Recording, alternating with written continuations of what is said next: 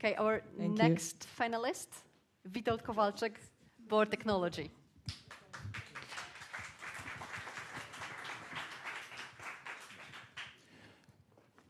Hello, everyone. My name is Witold. I am the co-founder of BOHR.TECHNOLOGY, a company which develops software and algorithms for quantum computers. And today I want to tell you about how our solution will impact the future of mobility and transportation. So probably most of you don't know much about quantum computers or aren't too familiar with the details, but all of you know traffic congestion. Because it's a societal problem which affects pretty much half of the world population. It's a health problem which leads to pretty much 11 deaths every minute that we live, and it's also a huge economic problem that slashes a lot of the money that our economies could be earning. And the main question we should ask ourselves is how we can tackle this problem. How can we eliminate traffic congestion? And to give a proper answer, we should start by looking at the various innovations that take place in the field of mobility. So we have connected cars, we have autonomous cars, we have cars that communicate with each other, communicate with infrastructure. We have our phones, which are our gateway to ride sharing. And on top of that, plenty of different sensors which take a lot of information. And in the next 10 years, what we will see primarily in the field of transportation mobility will be an unprecedented amount of data about how we move and where we move, and an unprecedented amount of interconnection between our phones, the traffic lights, cars, and etc. So how can we use this interconnection and this data to solve traffic congestion? And all of this will depend on our ability to tackle new challenges that will appear. What happens when you have 1 million autonomous cars on our roads? Can we optimize the routes of those cars in order to avoid traffic jams? Can we take advantage of the connectivity between our phones and the traffic lights to improve the flow of a city and to eliminate traffic jams? In order to do that, we will need a very powerful computer, a lot of computing power to solve very complex problems. And the problem with computing power is that for the past 50 years, we have relied on Moore's law. And Moore's law is basically stating that transistors are getting smaller. Since they're getting smaller, you can put more of them on a chip in a computer, then you can scale the computing power. And the problem with Moore's law is that by 2021, it will become impossible to make those transistors any smaller. And this is why, in 3 years' time, we'll need to move to new sources of computing power in order to solve complex problems. And such source will be quantum computers. So quantum computers rely on quantum physics.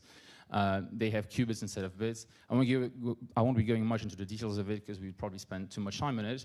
But the overall idea is that among the many benefits, quantum computers will be able to solve very complex optimization problems, like the ones we'll have in mobility. So those computers are already available. The research in them is scaling quickly. The number of qubits is increasing at a pretty fast pace. And by 2023, we expect they will be fully commercially available to solve everyday problems.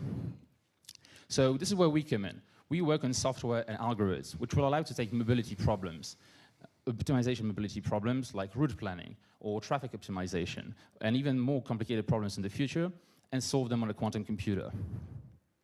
So how do we go about this? We already started working on this approximately 8 months ago. First and foremost, we recruited a strong team of quantum machine learning experts from Poland who have a combined over 30 years of experience in quantum. They've been doing this for the past 15 years, some of them. We went through 2 acceleration programs in Europe. We work as part of those programs with corporations in Poland and across Europe. We also developed an open source version of our software, which everyone can access on GitHub to see how it works. And in the next months, what we intend to do is basically move our company to North America. We have been admitted to an acceleration program dedicated for quantum machine learning startups in Toronto. As part of the accelerator, we'll be receiving an investment from 3 Silicon Valley venture capital funds. We also want to partner with universities in Canada, which have very good research centers in quantum computing, in order to transfer that knowledge into Poland and build a talent base so that we can recruit more people to work on the technology in the future. And the third element, which we haven't yet started working on that much, is working with automotive makers and car-sharing companies to test our technology. Thank you. Thank you. And now, again, the round of questions.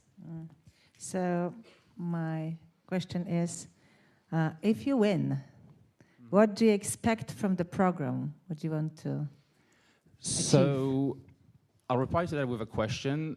We've been working on the solution for on this project for about 8 months. And if you can guess the number of good advice we got on it, well, it was basically none. The only sensible advice was, go to California. That's what this kind of technology can fit. So we're mostly looking for someone who will understand the challenges of developing a moonshot idea, who will understand, how can you pioneer a field which is very complicated, and to find this kind of knowledge which is hard to find anywhere else. Quick one. So I see the logo for D-Wave, and you already know this. You've done a ton of work on quantum computing. What kind of collaboration do you have with them? So we'll be collaborating them as part of the acceleration program Toronto. The program offers cooperation with D-Wave and with Rigetti and access to the quantum computers, as well as training and having to program on the computers. I mean, mostly access to the computers, this is important for us. You're already speaking with them or not? So not yet. We'll start speaking in them in July, August. Okay. So I really like the whole idea of building a team and moving to US, because actually that's what many startups and many companies have a problem with here in Europe. They don't want to move because they're a little bit scared what's going to happen, what's going to wait for them there. Anyway, my point is, I think you're trying to solve an amazing area of, transportation is one of the biggest problems we already have and we're going to be facing in the future. And I love all the ideas, not only about so-called hardware part of transportation, because this is also super important, but the software to manage it is equally important. But could you elaborate a little bit more? What's your goal? Are you trying to combine all the data that you want to gather and suggest not only the best road for automotive, autonomous car, but also combine that knowledge with prices of transportation, which will be changing based on the traffic and different roads, different way of transportation, bicycles because of the weather changes. You will be suggesting, for example, bicycle or a shared car, or So what's your goal there? It's pretty much what you what you said. The idea is that the number of data that we have now is already pretty huge, and we're still going to have more of it because of all the sensors, etc.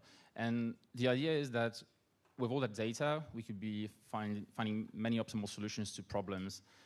Whether it's a logistics company who wants to plan routes around the city, whether it's companies like Uber, which need to optimize the routes, fleets of autonomous cars, for instance, setting of traffic lights for cities. So there's a lot of problems, and all those problems actually boil down to optimization. And optimization, which has a lot of different variables, different solutions, and also optimization, which could benefit hugely from this huge amount of data.